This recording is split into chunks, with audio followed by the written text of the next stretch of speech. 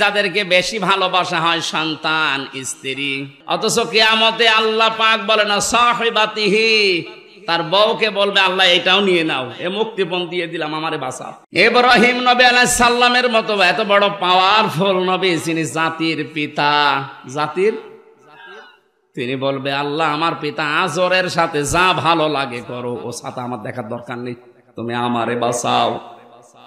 ঈসা নবী আলাইহিস সালাম বলবে আল্লাহ তুমি আমার মা মরিয়মের সাথে যা আচরণ করার করো, ওরে কোথায় দেবে জাহান্নামে না জান্নাতেও আমার দেখার দরকার নেই, তুমি আমাকে বাঁচাও, আমি মুক্তি চাই। আমি কি চাই? এত বড় নবীরা পর্যন্ত যেখানে খেয়ে হারিয়ে ফেলবে, সেখানে কত মানুষ এই রংপুর বিভাগে সহজ সরল মানুষ তো অনেকে পীর সাহেবের উপরে ভরসা করে বসে আছে যে বাবা আমারে বাঁচাবে। সূরা আবাসার ভেতরে আছে ইয়াউমা ইয়াফিরুল মারউ মিন আখিহি ওয়া উম্মিহি ওয়া আবিহি ওয়া সাহিবাতিহি ওয়া বানি। সেই দিন মানুষ আগে পালাবে তার ভাই থেকে। এই যে ইয়াফিরু, ইয়াফিরু শব্দের শাব্দিক অর্থ হচ্ছে মাজা তুলে দৌড় দেওয়া, এমনিতেই দৌড়ানো আর খেসিয়ে দৌড়ানো। এই এলাকায় কি বলে আমি জানি না, কুষ্টিয়াতে বলে জোরে দৌড়ালে বলে খেচ্ছে দৌড় দিয়েছে। কিয়ামতে আপনজন ভাইকে দেখলে মানুষ খেচ্ছে দৌড় দেবে। কি দৌড়? তার মানে মাথায় কাপড় বেঁধে দৌড় দেবে। এরপরে তার মা থেকে পালাবে, বাবা থেকে পালাবে, তার বন্ধু থেকে পালাবে, স্ত্রী থেকে পালাবে, সন্তান থেকে পালাবে। আমার প্রশ্ন হচ্ছে আয়াত পড়ার পরে এই দিনাজপুরবাসী যাদের নাম বললাম বিপদে পড়লে এরা দুনিয়া যাই হোক আসে না, আসে না? বলেন না কেন? যত বড় শত্রু আপনার ভাই হোক, বিপদে যদি ওই রকম পড়েন, ওর এই রক্তের টানে হলেও আসবে, কিছু দেয় দিক না দেয় না দিক। কথা বলেন না কেন? আপনার ভাইয়ের কথা আল্লাহ, মায়ের কথা, বাবার কথা, স্ত্রীর কথা, সন্তানের কথা, বন্ধুর কথা, নেতার কথা, 7 প্রকার মানুষের নাম দিল।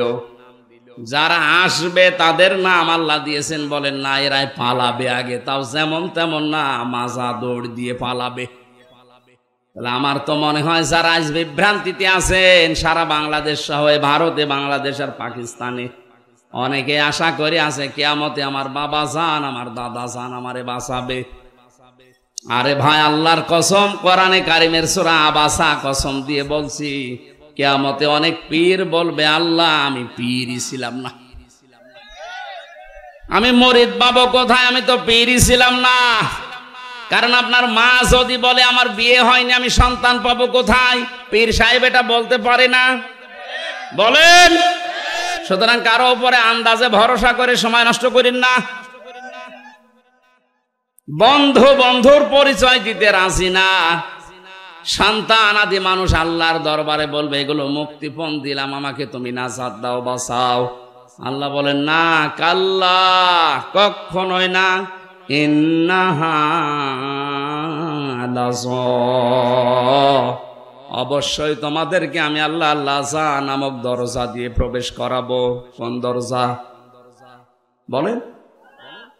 এখানে যারা প্রধান অতিথি, বিশেষ অতিথি আছে, এনাদেরকে যদি এখন জিজ্ঞাসা করেন, আমার মনে হয় যতটুকু বিশ্বাস ওনারা পারবে না। জাহান্নাম কয়টা জিজ্ঞাসা করেন তো, বলেন? দেখেন, দেখলেন না, জাহান্নাম একটা। আপনি তো কোরআন হাদিস পড়েননি ওইভাবে, দেখলেন? চেয়ার নিয়ে বসে আছে, অথচ জাহান্নাম 7টা বলছে। উনি শুধু এখানে এই মুরব্বীরে জিজ্ঞাসা করেন না, তাই বল কয়টা জাহান্নাম, কয়টা? একটা বলছে। 7টা বলে পার পাচ্ছে না, একটা বলছে। কয়টা? 8টা বলছে, আর একটা বেরিয়েছে।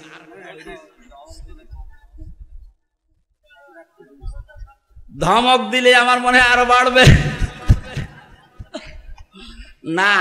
এই ভ্রান্তিটা কাটানো দরকার, যে অনেকেই ভুলের ভেতরে আছে। এই অতিথি ভাই,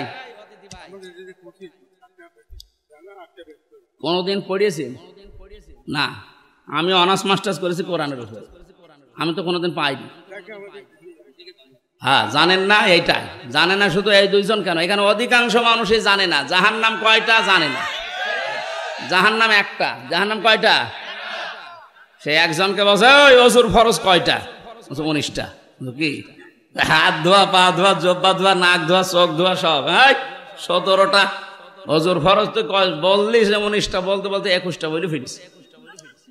বলছো হুজুর এখনো জানি, আমি ভয়তে বলছি আমার মনে হয় মুরব্বীরে যত ধমক দেবেন ও 7টা 8টা 10টা শেষে 100টা বলে ফেলবে। না শুধু 10 ওনার একা না, এই বাংলাদেশে আজ আমার মনে হয় 100টা মানুষের 98টা মানুষ এই প্রশ্নের জবাব দেয় যে জাহান্নাম 7টা, জান্নাত 8টা। কোনোদিন এটা কোনো জায়গায় আমরা পড়িও নি, কোনো জায়গায় পাইও নি, ওই শুনে কি করি। ওই যে বললাম নবীকে পাগল বলতো, 2 নাম্বার কারণ কি ছিল? কিসে? কোনো কারণ নেই, এমনি বলতো। আমরা আজ এমনিতে এরকম বলি, কোন জায়গায় কিন্তু পাইনি। কোরআনে আল্লাহ জানিয়েছেন সূরা হিজরের, এটা মুখস্থ করে রাখবেন, সূরা হিজরের 44 নম্বর আয়াত। আল্লাহ বলেন লাহা সাবাতু আবওয়াব, জাহান্নামের দরজা 7টা। কয়টা বলেন? জাহান্নাম কয়টা? একটা। লিকুল্লি বাবিম মিনহুম জুজউম মাকসুম, পৃথিবীতে যে যেই ধরনের অপরাধ করবে আল্লাহ তাকে ওই দরজা দিয়ে জাহান্নামে প্রবেশ করিয়ে ওই শাস্তি দেবে। তাহলে এক এক জায়গার শাস্তির ধরন এক এক রকম। কথা বলেন না কেন? আজকে যে দরজার আলোচনা করছি, দরজার নাম লাজা। নাম কি? কয়টা জাহান্নামের দরজা বলেন? 1 নাম্বার দরজার নাম হচ্ছে লাজা, 2 নাম্বার নাম হচ্ছে হোতামা, 3 নাম্বার নাম হচ্ছে হাবিয়া, 4 নাম্বারের নাম সাঈর, 5 নাম্বারের নাম সাকার, 6 নাম্বারের নাম জাহিম, 7 নাম্বারের নাম জাহান্নাম।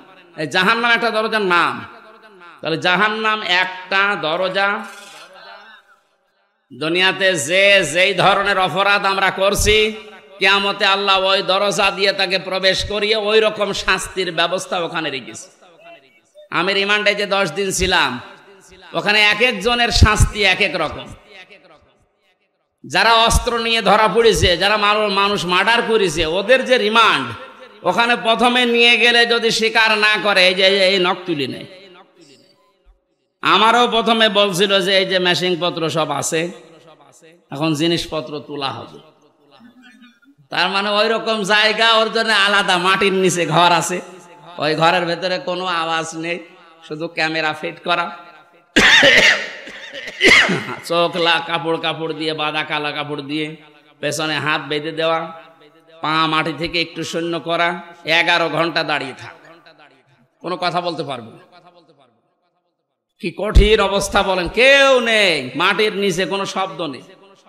ওই পাশ দিয়ে মনে হয় ড্রেন ছিল, একটু আওয়াজ হচ্ছিল মাঝে মাঝে, যখন কেউ পোশাক পায়খানা করছে ওই পাশ দিয়ে পানি যাচ্ছে, মনে হচ্ছে যায় না দুনিয়ায় আসি। হঠাৎ পা যদি মাটিতে একটু পড়ে যায়, ও তো ওই 7 তলা থেকে ক্যামেরায় দেখতেছে, একটু মাটিতে পা পড়ে গেলে শুধু আওয়াজ দেয়, 1-1.5 ঘন্টা 2 ঘন্টা পরে এই কোনো আওয়াজ নেই। আমি জোহর, আসর, মাগরিব, এশা 4 ওয়াক্ত নামাজে একবারে পড়িস। নামাজ কখন যাচ্ছে, কখন কয়টা বাজছে, দুনিয়ায় কিচ্ছু জানি না। এই যে জায়গাটা, এখানে কি সবাইকে নিয়ে যায়? মুরগি চুরি করে ধরা পড়েছে, ওরা ওখানে নিয়ে যাবে, ওরে 2টো থাপ্পড় দিয়ে বলে ভাই ক টাকার মুরগি চুরি করে টাকাটা দিয়ে চলে যা। আর যে মার্ডার করে এসেছে, যে লোকটা অস্ত্র নিয়ে ধরা পড়েছে, ওরে 2 থাপ্পড় দিয়ে বিদায় করবে? ওর কাছ থেকে স্বীকারোক্তি নেওয়ার জন্য ওর ঘর আলাদা আছে, ওর রিমান্ডের জায়গা আলাদা নেই। আল্লাহ বলেন দুনিয়াতে যে যে ধরনের অপরাধ করো তারে ওই দরজা দিয়ে প্রবেশ করিয়ে আটকিয়ে দেব, এইবার ভেতরে আমি চালাবো মেশিন। আর 1 নাম্বারে কি বললাম? লাজা। বলেন এটা এত বড় ভয়ঙ্কর জায়গা। আমি কোরআনে কারিম থেকে এবার শোনাচ্ছি, উদাহরণ দিলে মনে থাকে ভালো, এই জন্য আগে বলে নি আপনাদের জন্য। 1 থেকে 5 পর্যন্ত পড়ানো হয়, কি বলে ওইটার? প্রাইমারি। কি বলে ওটার নাম? Primary school. বলেন তো কি? ওখানে ক্লাসরুম 5টা দরজা আছে, এটা জানেন তো? যে যেই ক্লাসে পড়ে ওই দরজা দিয়ে সে প্রবেশ করে। ক্লাস 2তে পড়ে, ও কি 5 ক্লাসে যে বসে থাকতে পারবে? আর বসে থাকলে ওরা স্যার থাকতে দেবে? বলবো তোরে এখানে আসতে হলে এখনো 3 বছর পড়া লাগবে, তুই বের হয়ে 2 ক্লাসে যা। আল্লাহ বলেন লিকুল্লি বাবিম মিনহুম জুজউম মাকসুম, পৃথিবীতে যে যেই ধরনের কাজ কারবারে থাকবে, কিয়ামতে আল্লাহ ওই দরজা দিয়ে তারে প্রবেশ করিয়ে ওই রকম কেসেম দেবে, এসএম দেবে। কেসেম মানে অংশ, ওই অংশটা তারে দিয়ে শাস্তির ধরন তাকে বোঝাবে। এই লাশ হওয়াটা খুব কঠিন। আমরা দেখি লাশ হয় যাওয়ার জন্য যে কাজগুলো দুনিয়ায় মানুষ করে, আমরা ওই কাজে আছি কিনা। যদি থাকি, আল্লাহ বলেন ওখানে প্রবেশ কর। ওখানে প্রবেশ করার পরে কি হবে সেইটা এবার আসে। কাল্লা, কখনোই না। তোর মুক্তিপণ আমি একটাও নেব না, তোর সন্তান আমি নেব না, তোর স্ত্রী নেব না, তোর ভাই নেব না, তোর জাতি গোষ্ঠী যারা তোকে আশ্রয় দিত, তোর দলের লোক, ওগুলো আমার দরকার নেই। তামাম দুনিয়ার সম্পদ দিলেও আমি নেব না। তোরে আমি প্রবেশ করাবো জাহান্নামের লাজার হুতমা নামক দরজা দিয়ে। ও দিনাজপুরবাসী, এবার আপনি নিজের সাথে মিলাবেন। কাল্লা ইন্নাহা লাযা নাযাআতাল লিশশাওয়া। এই দরজা দিয়ে প্রবেশ করার সঙ্গে সঙ্গে আগে চামড়া খসে যাবে। এই কথাটা শুনতে যত সহজ মনে হচ্ছে, বাস্তবতা কি অত সহজ? কি এমন ঘর আল্লাহ বানিয়েছে যেখানে ঢুকলে চামড়া খসে যায়? এ ঘরের ভেতরে আল্লাহ প্রবেশ করাবে কাদের? যে মানুষগুলো সত্যকে সত্য জানার পরও মেনে নিতে চায় না, মুখ ফিরিয়ে চলে যায়। আর বাংলাদেশে এই প্রকার মানুষ এখন বেশি। ইব্রাহিম আলাইহিস সালাম আল্লাহকে খুঁজেছিলেন না, খোঁজেননি? প্রথমে চাঁদ দেখে মনে করেছিলেন এইটাই আমার খোদা, এটাই আমার আল্লাহ। যখন ডুবে গেল বলছে না, যে ডুবে যায় ও আমার মালিক হতে পারে না। তারকা দেখার পরে মনে করলেন না, এটা আমার মালিক হবে। যেই ডুবে গেল বলছে না, এই আমি মানি না। সূর্য দেখার পরে মানে বিশাল, এইটাই আমার মালিক হবে। যেই ডুবে গেল সন্ধ্যা বেলা বলে না, এইটাও আমি মানি না। হযরত ইব্রাহিম ওই সময় যা দেখেছিলেন সব যেহেতু অদৃশ্য হয়ে যায়, সব ডুবে যায়, অস্তমিত হয়ে যায়। তিনি যখন জাতির সামনে দাঁড়িয়ে ঘোষণা দিয়েছিলেন, ইন্নী ওয়াজ্জাহাতু ওয়াজহিয়া লিল্লাযী ফাতারাস সামাওয়াতি ওয়াল আরদা হানিফা ওয়া মা আনা মিনাল মুশরিকিন। জোরে বলেন আল্লাহু আকবার। এটা অনেকে জায়নামাজের দোয়া মনে করে না। এটা জায়নামাজের দোয়া না, জায়নামাজের আলাদা দোয়া আছে। কেউ যদি জায়নামাজে দাঁড়িয়ে এটা পড়ে তার সওয়াব হবে, কিন্তু এটা জায়নামাজের দোয়া না। নবীজি এটা পড়তেন কখন? যখন তাকবীরে তাহরিমা দিতেন আল্লাহু আকবার, এরপরে বলতেন ইন্নী ওয়াজ্জাহতু। আর আমরা উল্টিয়ে ফেলেছি, আগে পড়ে নিয়ে তারপরে বলে আল্লাহু আকবার। এখন থেকে নিয়মটা পাল্টিয়ে নেবেন, কারণ এই কথার ভেতরে এমন এমন মারাত্মক চারটা বিষয় আপনি আল্লাহর সাথে স্বীকৃতি দিচ্ছেন। ইন্নী, অবশ্যই আমি, ওয়াজ্জাহতু, আমার এই চেহারাকে, ওয়াজহিয়া লিল্লাযী ফাতারাস সামাওয়াতি ওয়াল আরদা হানিফা, আমার এই চেহারাকে আমি ফিরিয়ে দিলাম। চেহারা মানে শুধু এই মুখমণ্ডল না, আমার এই মুখমণ্ডল তো আছে আমার কর্মজীবনে, প্র্যাকটিক্যাল লাইফে যত কিছুর দিকে আমার মুখ ছিল, আমার স্ত্রীর দিকে, সন্তানের দিকে, টাকা পয়সার দিকে, ক্ষমতার দিকে, এই ভোটের দিকে, যত দিকে মুখ ছিল সব কিছু থেকে ফিরিয়ে আমি হানিফা, একনিষ্ঠভাবে আল্লাহর দিকে আমি ফিরে আসলাম, যিনি আসমান আর জমিনের উদ্ভাবক। ওমা আনা মিনাল মুশরিকিন, হে আল্লাহ আমি কিন্তু মুশরিক না। আমি কি না? আমি কারোর সাথে শিরিক করি না তোমাকে, আমি কারোর সাথে শরীক করি না। তুমি একা আছো। কুল হুয়াল্লাহু আহাদ আল্লাহুস সামাদ লাম ইয়ালিদ ওয়া লাম ইউলাদ ওয়া লাম ইয়াকুল লাহু কুফুওয়ান আহাদ। এই কথাটা আপনি দাঁড়িয়ে দাঁড়িয়ে স্বীকৃতি দিচ্ছেন। এ মুখ দিয়ে বলা যত সহজ, নিজের প্র্যাকটিক্যালে মিলানো অত সহজ না। কেউ যদি নামাজে এই কথা বলে দাঁড়িয়ে যায়, আল্লাহ আমি কিন্তু সব দিক থেকে মুখ ফিরিয়েছি, ও নামাজ পড়ার পরে কখনো আমার আল্লাহর আইনের সাথে শিরিক করতে পারে না। পারে না কেন? কারণ শব্দটা ছিল হানিফা, হানিফ না হানিফা, এখানে টান আছে। আমি একনিষ্ঠ ভাবে ফিরে এসেছি, আমার এই কথার ভেতরে কোনো দুই নাম্বারই নেই। বলেন আপনি নিজের থেকে নিজে স্বীকৃতি দিলেন যে আমি 2 নাম্বার লোক না, আমি শুধু লোক দেখানোর জন্য এটা পড়ি না, সত্যি সত্যি পড়েছিলাম আল্লাহ আমি তো মুশরিক না, তোমার আইনের সাথে তোমার ক্ষমতার সাথে আমি কাউকে শরীক করি না, তুমি যে সব পারো এটা আমি বিশ্বাসও করি, আল্লাহ যেটা পারে ওটা অন্য কেউ পারে, এই বিশ্বাস করার নাম শিরিক। এই বিশ্বাসের নাম কি? বিয়ে করার পরে 100 বছর সংসার করছেন, সন্তান হচ্ছে না, এটা আপনার দোষ। কার দোষ?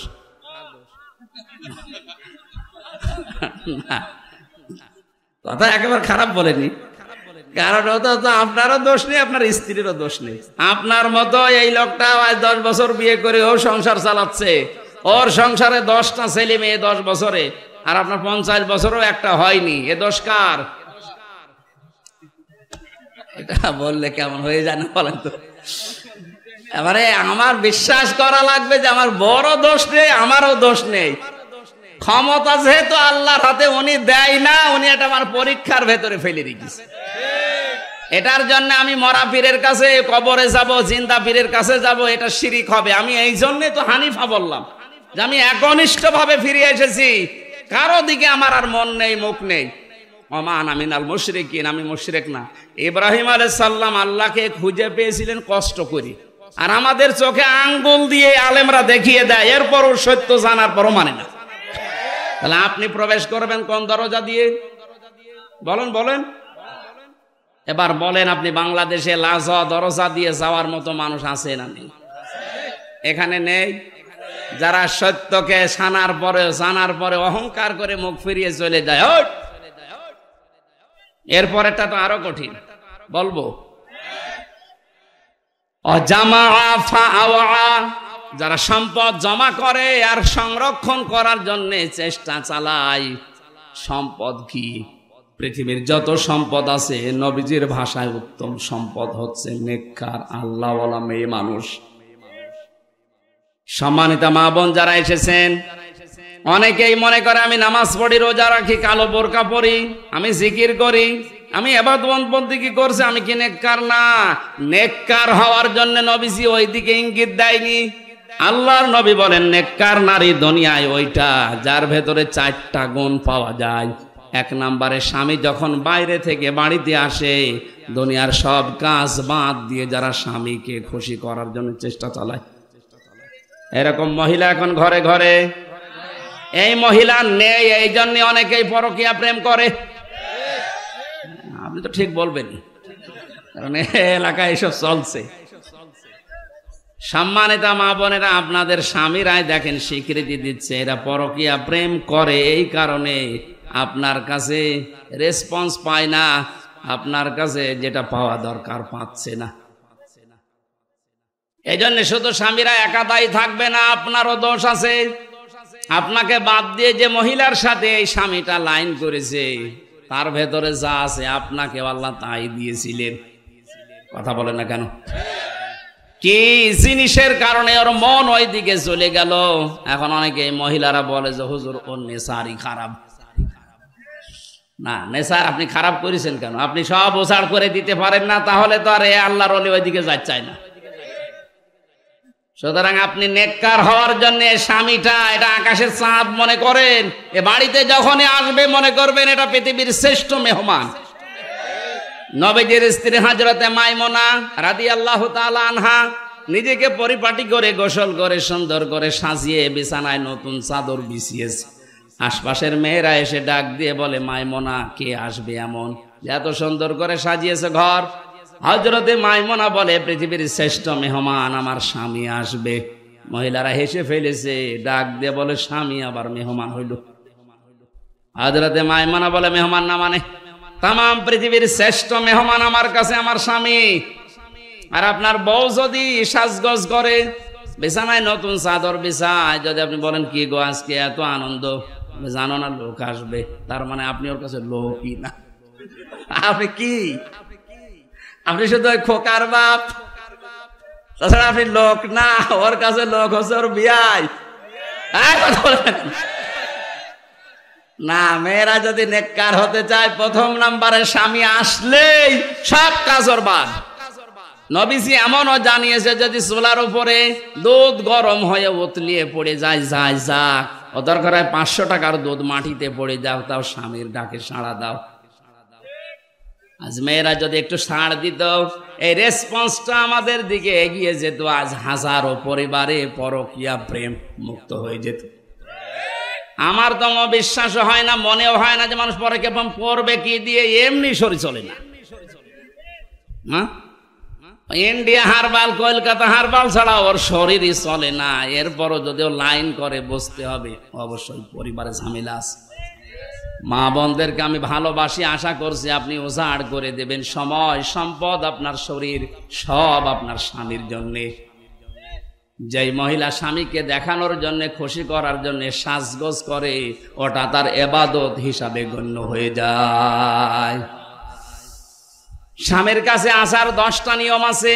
কোন মহিলা যদি স্বামীর কাছে আসতে চায়, প্রথমে যতটুকু পরিষ্কার পরিচ্ছন্ন হওয়া দরকার তার পোশাক, তার শরীর, সে যেন পরে আসে।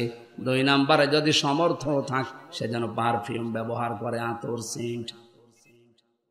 আবার এগুলো ব্যবহারও করে বাজারে যাওয়ার সময়। যদি মার্কেটে নিয়ে যান, তখন দেখবেন সাজের বাহার কি। সম্মানিত মা বোন, যারা চুল খুলে বাজারে যান, বিভিন্ন অনুষ্ঠানে যান, যেই কয়টা চুল পর পুরুষে দেখবে, ওই কয়টা সাপ কিয়ামতে কামড় দেবে। আর বাড়িতে থাকাকালীন যেই কয়টা চুল আপনার স্বামীর সামনে বের হয়ে থাকবে, অতগুলো সওয়াব আল্লাহ লিখে দেবে। যেন বাড়িতে থাকাকালীন চুলে শ্যাম্পু করেন, সাবান লাগান, যা ভালো লাগে তাই দিয়ে চুল ফুলিয়ে থাকবেন, যেন দেখে ওর অন্য দিক থেকে মুখ ফিরিয়ে আসে। নবীজি বলেন 2 নম্বরে স্বামী যখন আসবে, তাকে খুশি করার জন্য, হাসি দেওয়ার জন্য যা করা লাগে ও করবে। কোন স্বামী যদি পছন্দ করে যে আমার বউ ব্লাউজ গায়ে দেবে, হাতা কাটা, ও যেন তাই দেয়। আমি তো এটা বানিয়ে বললাম নাকি? 3 নম্বরে স্বামী যেটা পছন্দ করে, ওটা যদি জায়েজ হয়, আপনার জীবন থাকতে ওইটা আপনি মেনে নেবেন। কথা বোঝেন? স্বামী পছন্দ করছে বিয়ের পরে যেন মা বাবা আমাদের সাথে থাকে, কিন্তু অনেক বউ এটা পছন্দ করে না, মানেও না। এরকম বউ দেশে নেই? এই যে দিনাজপুরে বৃদ্ধাশ্রম তৈরি হয়েছে, এটা কি খেলা করার জন্যে? এই বউদের কারণে। আরে বউদেরকে হাওয়া দেয় এই বড় মা আর ওর বড় বোন, ওখান থেকে হাওয়া লাগায় যে তাড়াতাড়ি আলাদা হ, খুব আরামে খেতে পারবি। আপনি অপেক্ষা করেন, আপনাকেও ঠিক ওই বৃদ্ধাশ্রমে পাঠানোর জন্য আপনার পেটের এই সন্তান আপনাকে পাঠাবে। 4 নম্বরে নেককারের সংজ্ঞায় পেয়েছি, ওই স্বামী, ওই স্ত্রী নেককার, যে স্বামী বাইরে গেলে তার সন্তান আর সম্পদ সে হেফাজতে রাখে। আল্লাহ রাব্বুল আলামিন মেয়েদেরকে এই 4টা গুণ অর্জন করার তৌফিক দিন। এটা প্রত্যেকটা জান্নাতের 8টা দরজা খুলে যাওয়ার গুণ। আজ হাজারো মহিলার ভেতরে গুণগুলো নেই, শুধু নামাজ পড়া, রোজা রাখা আর কালো বোরকা পরায় মনে করে এইটাই আমি নেককার হয়ে গেছি। না, যারা এই মাল সম্পদ দুনিয়াতে জমা করবে আর সংরক্ষণ করে রাখার চেষ্টা চালাবে, মালের ব্যাখ্যা হাদিসে তাফসিরে 5টা। 1 নম্বর তো নেককার নারী, 2 নম্বরে অস্ত্র শস্ত্র, 3 নম্বরে প্রভাব প্রতিপত্তি, 4 নম্বরে ক্ষমতার চেয়ার, 5 নম্বরে টাকা পয়সা। এগুলো যারা বারবার জমা করে আর মনে করে এগুলো আমার কাছে স্থায়ীভাবে থাকবে, এগুলো সংরক্ষণ করার জন্য চেষ্টা চালায়, আখেরাতের যে বিশাল জীবন ভুলে যায়, এদেরকে লাজায় আল্লাহ প্রবেশ করাবে। বলেন নাউজুবিল্লাহ। জেলখানাতে যাবার পরে আমি বেশি দেখেছিলাম পারিবারিক কলহর কারণে অধিকাংশ মানুষ জেল খাটতেছে। এখন যে গাজীপুরের কাশিমপুরে যে এখন ফাঁসি দেয়, আগে তো শাহজাহান জল্লাদ ছিল, 40 বছর পরে বের হয়েছে। এরপরে যে এখন দায়িত্বে আছে ইলিয়াস, এর বাড়ি চট্টগ্রামে।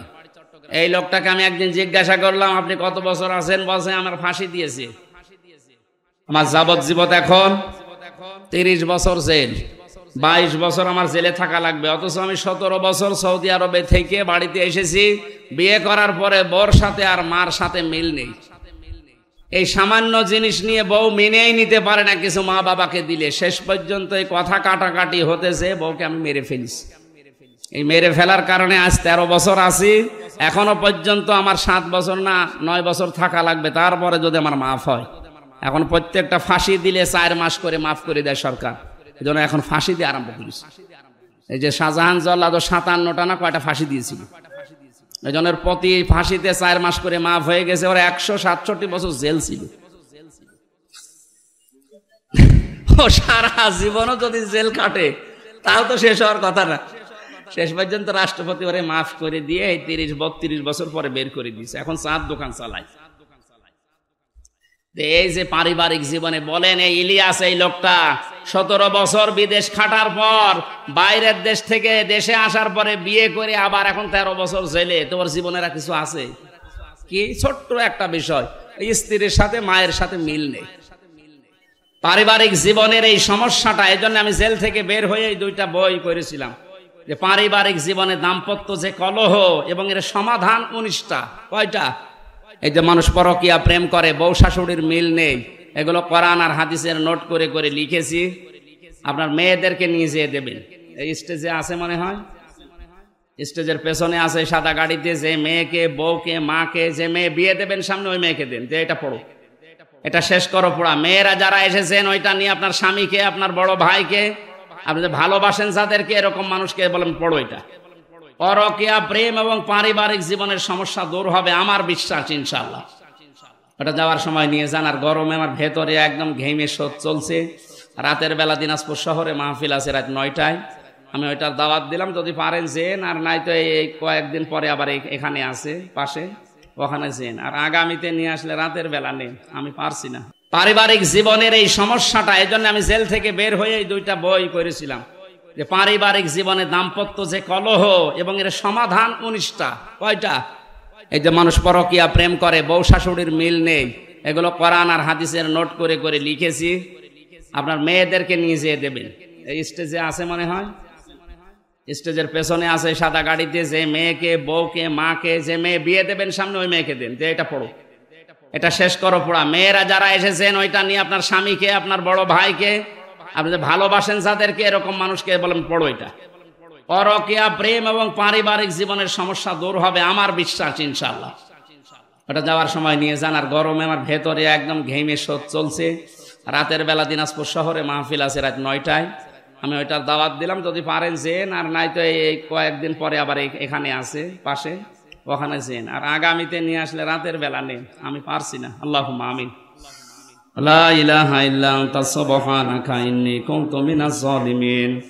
মাবুদ, তোমার বান্দা বান্দিরা কঠিন গরমে প্রচন্ড তাপদাহ চলছে, এরপরও বাড়িতে না যেয়ে আল্লাহ তাআলা এই দুপুর বেলা অনেকে না খেয়ে কোরআনে কারিমের শোনার জন্য বসে আছে।